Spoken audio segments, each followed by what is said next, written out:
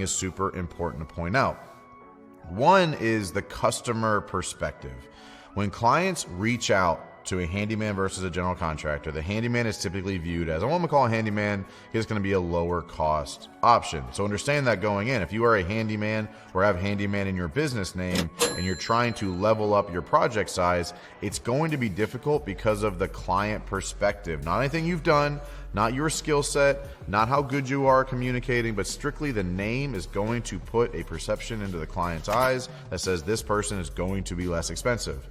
Vice versa, once you get to general contractor, expect that people are expecting you to be more expensive. So when you go into that world, head it off right away. Understand that there's things that go into that, and understand that that is the perception because you have done more and you have had to accomplish more, and it costs more to do and run a general contracting business.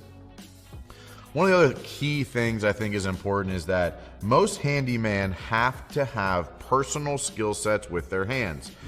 Because it's typically a one-man, two-man show. You're not typically running a team of subs. On the general contractor side, I know plenty of general contractors who have never constructed a thing in their life on their own. They're just really good people managers and business owners and leaders, and they basically got their license and then just manage subs. They're just going about, having conversations, bringing in the right people, bringing in the right skill sets, and all that kind of stuff. Helps them bigger projects, more money, also bigger risks, bigger mistakes, bigger issues, more cost, more overhead.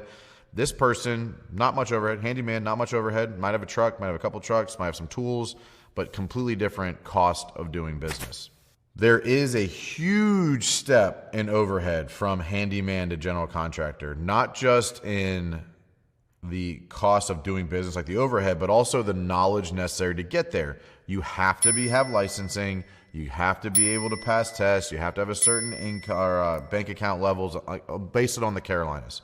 Every state's different. Like Texas, no licensing. There is no such thing as a general contractor's license. You just need a business license, so a little bit different there.